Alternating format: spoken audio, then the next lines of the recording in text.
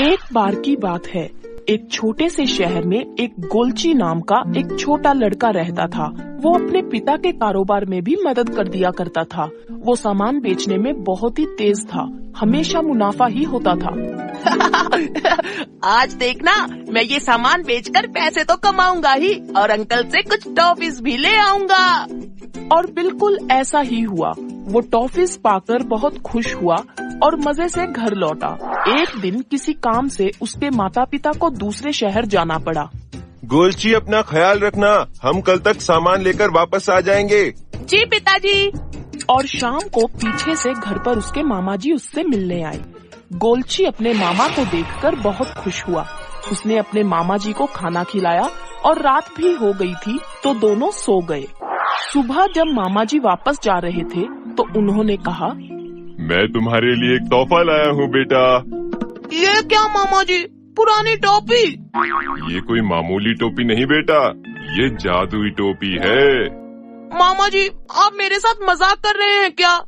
अरे नहीं, तुम्हें यकीन नहीं होता तो ये देखो।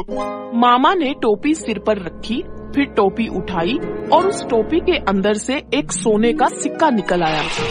देखा, मैंने कहा था ना, ये जादुई है।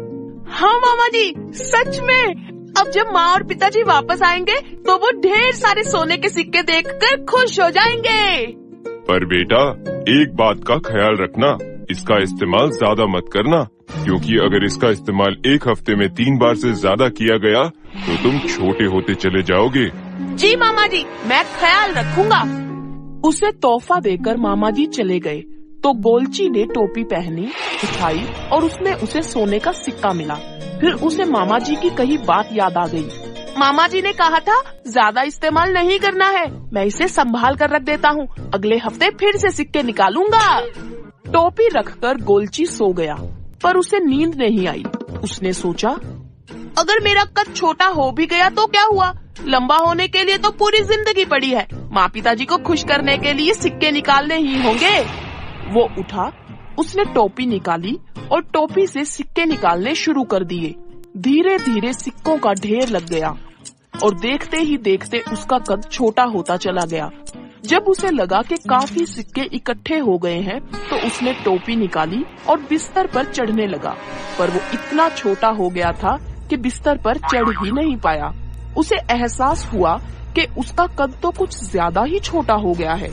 ये देखकर वो रोने लगा। इसीलिए तो कहते हैं कि हमें जरूरत से ज्यादा भी चालाकी नहीं दिखानी चाहिए।